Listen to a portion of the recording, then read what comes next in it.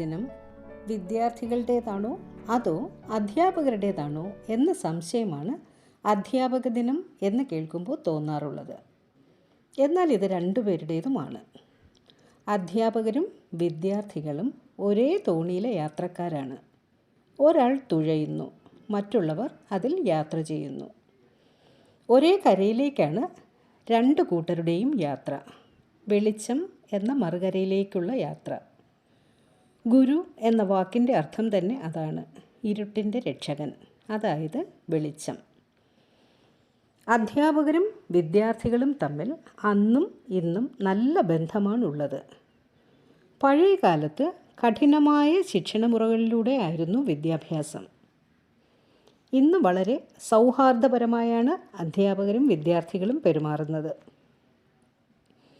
വിദ്യാർത്ഥികൾക്ക് അധ്യാപകരോടുള്ള സ്നേഹത്തിനും ബഹുമാനത്തിനും അന്നും ഇന്നും മാറ്റമില്ല. വെൽക്കം ടു രേഷ്മാസ് പോപ്പറി. ഇന്നത്തെ ഈ വീഡിയോയിൽ ഞാൻ ഉൾപ്പെടുത്തിയിരിക്കുന്നത് എന്നെ പഠിപ്പിച്ച എൻ്റെ അധ്യാപകരെ ഞാൻ കാണാൻ പോയപ്പോഴുള്ള വിശേഷങ്ങളും എൻ്റെ അമ്മ വർഷങ്ങൾക്ക് മുമ്പ് പഠിപ്പിച്ച അമ്മയുടെ വിദ്യാർത്ഥികൾ അമ്മയെ കാണാൻ വന്നപ്പോഴുള്ള വിശേഷവും, അതുപോലെ ഞാൻ വർഷങ്ങൾക്ക് മുമ്പ് പഠിപ്പിച്ച എൻ്റെ വിദ്യാർത്ഥികൾ എന്നെ കാണാൻ വന്നപ്പോഴുള്ള വിശേഷങ്ങളുമാണ്. നമുക്ക് പോകാം വീഡിയോയിലേക്ക്. നാലാഞ്ചിറ സെൻറ് ഗൊരേറ്റീസിൽ വളരെ കർശനമായ ശിക്ഷണ രീതിയായിരുന്നു ഞാൻ പഠിച്ചപ്പോൾ ഉണ്ടായിരുന്നത്. അതുകൊണ്ട് തന്നെ ടീച്ചേഴ്സിനോടും സിസ്റ്റേഴ്സിനോടും നല്ല പേടിയായിരുന്നു അക്കാലത്ത്. എന്നാൽ സ്നേഹത്തിന് അല്പവും കുറവുണ്ടായിരുന്നില്ല. അതുകൊണ്ട് തന്നെ അവരെ കാണുക എന്നത് അതിയായ ആഗ്രഹവും ആയിരുന്നു.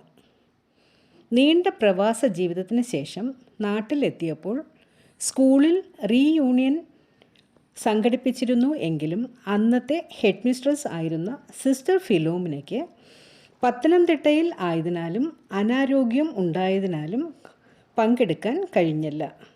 അതുകൊണ്ട് ഞങ്ങൾ 5 ഫ്രണ്ട്സ് കഴിഞ്ഞ വർഷം പത്തനംതിട്ടയിലെ മഠത്തിൽ പോയി സിസ്റ്ററിനെ സന്ദർശിച്ചു.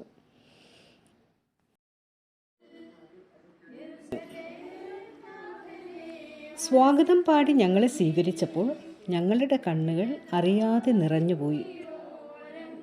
പണ്ടത്തെ വിശേഷങ്ങൾ പറഞ്ഞിരിക്കുന്നതിനിടയിൽ കുടിക്കാനും കഴിക്കാനും ഒക്കെയായി ഓരോന്ന് കൊണ്ടിരുന്നു ഞങ്ങളുടെ പ്രിയപ്പെട്ട സിസ്റ്റേഴ്സ്. അത് കഴിഞ്ഞ് ഉച്ചയൂണ്. സിസ്റ്റേഴ്സിൻ്റെ സ്നേഹം കൂടി ഉള്ളതുകൊണ്ടാകാം എല്ലാത്തിനും അതിയായ രുചിയാണ് തോന്നിയത്. അതിനുശേഷം പാട്ടുപാടിയും മറ്റും കുറേ സമയം ചിലവഴിച്ചു. മടങ്ങാൻ നേരം സ്നേഹസമ്മാനങ്ങൾ തരാനും സിസ്റ്റേഴ്സ് മറന്നില്ല. ഇനിയും കാണാൻ വരും എന്ന് പറഞ്ഞിറങ്ങുമ്പോൾ മനസ്സിൽ വല്ലാത്ത ഒരു നിർവൃതി തോന്നി. കഴിഞ്ഞ വർഷം തന്നെ എൻ്റെ അമ്മയുടെ 1973 SSLC ബാച്ചുകാർ ഒരു റീയൂണിയൻ സംഘടിപ്പിച്ചിരുന്നു. അതിൽ പങ്കെടുക്കാൻ അനാരോഗ്യം ആയത് കാരണം അമ്മയ്ക്ക് സാധിച്ചില്ല. അമ്മയെ നേരിട്ട് കാണാൻ ഏതാനും സ്റ്റുഡൻസ് എത്തിയിരുന്നു. പൊന്നാട അണിയിച്ച ശേഷം അവർ അമ്മയുടെ കാല് തൊട്ട് വന്ദിച്ചു. നല്ല പദവികൾ വഹിച്ചിരുന്നു എങ്കിലും അവരുടെ വിനയം അമ്മയുടെ മനസ്സിന് കുളിർമയേകി. എല്ലാവരുടെയും പേരുകൾ ഓർമ്മ വന്നില്ല എങ്കിലും പറഞ്ഞപ്പോൾ അമ്മയ്ക്ക് ഓർമ്മ വരികയും അവരുടെ അന്നത്തെ കാര്യങ്ങൾ ഓർത്തു പറയുകയും ചെയ്തപ്പോൾ അവരും സന്തുഷ്ടരായി. അത് കഴിഞ്ഞ് ഏതാനും മാസങ്ങൾ കഴിഞ്ഞപ്പോൾ അമ്മ ഈ ലോകത്തോട് വിട പറഞ്ഞപ്പോൾ അവർ ഓർത്തിരിക്കും, അതിനു മുന്നേ കാണാൻ കഴിഞ്ഞല്ലോ എന്ന്. തികച്ചും അപ്രതീക്ഷിതമായാണ് കഴിഞ്ഞ വർഷം ഓഗസ്റ്റിൽ ഞാൻ നാട്ടിലായിരുന്നപ്പോൾ പഠിപ്പിച്ചിരുന്ന എൻ്റെ 4-5 വിദ്യാർത്ഥികൾ എന്നെ കാണാൻ വന്നത്. എൻ്റെ ടേസ്റ്റുകൾ മണത്തറിഞ്ഞ അവർ മനോഹരമായ ഒരു ചെടിയുമായാണ് വന്നത്. വർഷങ്ങൾക്ക് മുമ്പ് ഞാൻ പഠിപ്പിച്ചിരുന്ന രീതിയും എൻ്റെ മാനറിസങ്ങളും, എന്തിനേറെ ഞാൻ ഉടുത്തിരുന്ന സാരികളെക്കുറിച്ച് പോലും അവർ ഓർത്തു പറഞ്ഞപ്പോൾ അതിശയം തോന്നി. ടീച്ചർ സംസാരിക്കുമ്പോഴത്തേനും പതുക്കെ ഈ ഹെഡ് ഫ്രണ്ടിലോട്ട് സ്ട്രെയിൻ അപ്പൊ നമുക്കത് ഫീൽ ചെയ്യും. അത് നമ്മളിലേക്ക് ടീച്ചർ അത് എത്തിക്കുകയാണ് എന്നുള്ളൊരു ഒരു ഫീലാണ് നമുക്ക് കിട്ടുന്നത്. സംസാരിക്കും സീരിയസ്ലി ടീച്ചർ ഇങ്ങനെ പുരുവ ഇങ്ങനെ പൊക്കിയിട്ട് താഴത്തെ ജോ ഇങ്ങനെ കുറച്ച് മുമ്പോട്ട് കഴുത്ത് ഇങ്ങനെ നീട്ടി ടീച്ചർ നമ്മുടെ അടുത്തേക്ക് വന്നിട്ടാണ് ടീച്ചർ പലപ്പോഴും നമ്മൾ പഠിപ്പിക്കാറുള്ളത്. ഞാനിപ്പോഴും ഇൻട്രസ്റ്റഡ് ആയിട്ടുള്ള സംഭവമാണ്. ഇപ്പൊ ഇങ്ങനെ ചില വേർഡ്സ് ഒക്കെ കാണുമ്പോൾ എപ്പോഴും നോട്ട് ചെയ്ത് വെക്കുന്ന ഇതാണ്. അതൊക്കെ അന്ന് ആ ഒരു സമയത്ത് കിട്ടിയതാണ്. ഇപ്പോഴും ഭയങ്കര ഇൻട്രസ്റ്റഡ്. പേപ്പറിൽ എഴുതി പോക്കറ്റിൽ ഇട്ടിട്ട് അത് ഒരു ദിവസം രാവിലെ തൊട്ട് വൈകുന്നേരം വരെ എപ്പോഴും ഒരു ദിവസം ഓപ്പൺ ചെയ്ത് 1-2 പ്രാവശ്യം ഓപ്പൺ ചെയ്തിട്ട് അന്ന് വൈകുന്നേരം കിടക്കുന്നതിന് മുന്നേ അത് ഏതെങ്കിലും ഒരു സെന്റൻസിൽ അത് ഇൻക്ലൂഡ് ചെയ്തിട്ട് ചിലർ പറഞ്ഞപ്പോൾ ഒരു അധ്യാപിക എന്ന നിലയിൽ ഏറെ സന്തോഷം തോന്നിയ നിമിഷങ്ങളായിരുന്നു അത്. സത്യമായിട്ട് പറയാം, നമ്മുടെ ചെറുതില് നമ്മുടെ വീട്ടിൽ ഷോക്കേസിൽ എത്രയോ കളിപ്പാട്ടങ്ങൾ നമ്മൾ ഷോക്കേസ് ചെയ്തിട്ടുണ്ട്.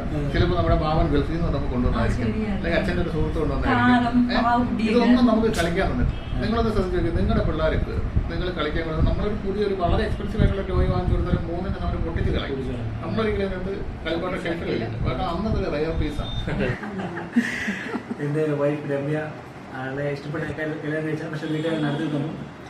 ഇപ്പോൾ ഒരുമിച്ച് ആ ഒരു സ്ട്രഗിൾ സ്റ്റാർട്ട് ചെയ്തതുകൊണ്ട് തന്നെ ഇപ്പോഴും നമ്മൾ എനിക്ക് തോന്നുന്നു വളരെ റയറായിട്ട് മാത്രമേ നമ്മൾ മാറി മാറി ഇരിക്കാറുള്ളൂ, അല്ലെങ്കിൽ എപ്പോഴും കൂട്ടണേ ഉണ്ടാവും. ഇന്നിപ്പം ഞാൻ വരണമെന്ന് ചോദിച്ചു, എന്നെ പോയിട്ട് വരാൻ വന്നു. അപ്പം ലൈഫ് സ്റ്റാർട്ട് ചെയ്യുന്ന സമയത്ത് ഒത്തിരി സ്ട്രഗിൾ ഉണ്ടായിരുന്നു. സെൽഫ് മെയ്ഡാണ്. വലിയ മെൻറ്റേഴ്സോ അല്ലെങ്കിൽ അങ്ങനെ കൊണ്ടുവരാനായിട്ട് കരിയർ ഗൈഡ് ചെയ്യാനായിട്ടൊന്നും ആരും ഉണ്ടായിരുന്നില്ല. കോമ്പറ്റൻസി ഗ്രാജുവേഷൻ പോസ്റ്റ് ഗ്രാജുവേഷൻ എടുത്ത ടൂറിസമാണ്. Tourism and travel management, masters in tourism administration ഒക്കെ ആയിരുന്നു. അത് കഴിഞ്ഞതിന് ശേഷം ബാംഗ്ലൂർ വന്നു. ഷിപ്പിങ്ങിലാണ് ഞങ്ങൾ ടൂറിസമാണ് പഠിച്ചെങ്കിലും shipping, freight forwarding, warehouse logistics അതിലാണ് സ്റ്റാർട്ട് ചെയ്തത്. വളരെ പെട്ടെന്നായിരുന്നു അവിടെ നിന്ന് പിന്നെ സ്വിച്ച് ചെയ്ത് ടൂറിസത്തിലേക്ക് മാറിയത്. ടൂറിസം വർക്ക് ചെയ്ത് കുറച്ചാൾ കഴിഞ്ഞപ്പം ബാംഗ്ലൂരിൻ്റെ ഒരു പൊട്ടൻഷ്യലും അവിടുത്തെ ഒരു IT ഗ്രോത്ത് ഒക്കെ കണ്ടതിന് ശേഷം ഞങ്ങൾ അവിടെ സ്വന്തമായിട്ട് സ്റ്റാർട്ട് ചെയ്തു. മൂത്ത കുഞ്ഞായതിനു ശേഷമാണ് സ്വന്തമായിട്ട് ബിസിനസ് സ്റ്റാർട്ട് ചെയ്തത്. ആ ഒരു ഇനീഷ്യൽ സ്ട്രഗിൾ നല്ല രീതിയിൽ 2 റെസഷൻ കണ്ടു. അത്യാവശ്യം നല്ല രീതിയിൽ സ്ട്രഗിൾ ചെയ്തു. വലിയ ക്യാപിറ്റലൊന്നും ഇല്ലാണ്ട് സ്റ്റാർട്ട് ചെയ്ത ബിസിനസ്സാണ്. അത് അവിടെ നിന്ന് തുടങ്ങി. രണ്ടാമത്തെ റെസഷൻ ആയപ്പോഴാണ് നമ്മൾ ഡൈവേഴ്സിഫൈ ചെയ്യണമെന്ന് തോന്നിയിട്ട് പിന്നെ ഒരു രണ്ടാമത് ഉള്ള കഴിവ് എങ്ങനെയാണോ നമുക്ക് പരിപോഷിപ്പിച്ച് അതിന് ഒരു ബിസിനസ് റവന്യൂ ജനറേറ്റ് ചെയ്യാൻ പറ്റുന്ന രീതിയിലേക്ക് കൊണ്ടുവരാൻ പറ്റുമെന്ന് മനസ്സിലാക്കിയിട്ട് അങ്ങനെ ഒരു ആർട്സ് സെൻറ്റർ കൂടെ സ്റ്റാർട്ട് ചെയ്തു. അവിടെ കുറച്ച് BFA കഴിഞ്ഞ ടീച്ചേഴ്സിനൊക്കെ അപ്പോയിൻറ്റ് ചെയ്തിട്ട് കുറച്ച് ക്ലാസ്സസ് ഒക്കെ ഷെഡ്യൂൾ ചെയ്തു. അങ്ങനെ ലൈഫ് ബാംഗ്ലൂരിലൊരു 19 വർഷത്തോളം ബാംഗ്ലൂരിൽ ഉണ്ടായിരുന്നു. അപ്സ് ആൻഡ് ഡൗൺസ് ഒത്തിരി ഉണ്ടായിരുന്നു. ഓൺലൈനിലായത് കാരണം ഇവിടെ ഓഫീസ് സെറ്റപ്പ് ചെയ്തിട്ടുണ്ട്. ഇവിടെ കുറച്ച് സ്റ്റാഫ്സ് ഉണ്ട്. അപ്പോൾ അവരിവിടെ മെയിൻറ്റെയിൻ ചെയ്യും, ഇടയ്ക്കിടയ്ക്ക് ട്രാവൽ ചെയ്യും. അങ്ങനെ പോകുന്നു ടീച്ചർ. പക്ഷേ ഇറ്റ്സ് ജസ്റ്റ് ഔട്ട്ലൈൻ. അതിനകത്ത് ഇൻഡെപ്ത് പോയി കഴിഞ്ഞ് കഴിഞ്ഞാൽ there are lot of things. അതൊന്നും വേറൊരു സമയത്ത് നമുക്ക് ഡിസ്കസ് ചെയ്യാം. ടീച്ചറെ കണ്ടിട്ട് 29 ഇയേഴ്സായി. ടീച്ചർ ഒരു കൊച്ചു ലക്ഷ്മിയാണ് പ്രതീക്ഷിച്ചത്. പക്ഷെ കയറി വന്ന തെങ്ങിനെ ടീച്ചർ ഒട്ടും പ്രതീക്ഷിച്ചില്ല. മുംബൈയിലായിരുന്നു, അവിടെയാണ് കുറേ നാൾ വർക്ക് ചെയ്തത്. ഇപ്പോൾ thanks to Covid work from home ഒക്കെ ആയതുകൊണ്ട് വർക്ക് ഫ്രം ഹോം CTSൽ സീനിയർ മാനേജറാണ്. നാട്ടിൽ ഹസ്ബൻഡിൻ്റെ കൂടെ സുഖമായി ജീവിക്കും. അത്രേ ഉള്ളൂ. എന്നെ പറ്റി ടീച്ചറിനെ ഞാൻ നേരത്തെ വിളിച്ചിരുന്നു. സ്റ്റേറ്റ് ബാങ്കിലെ ഫാൻസിയുടെ പേര് SBIയുടെ ഒരു നെടും പൂവ് എന്ന് വേണമെങ്കിൽ പറയാം. കോൺക്ലേവുകളുടെ ബഹളം. കോൺക്ലേവ് ഇല്ലാതെ ഫാൻസി ഇല്ല. ഏത് കോൺക്ലേവിലും ഫാൻസി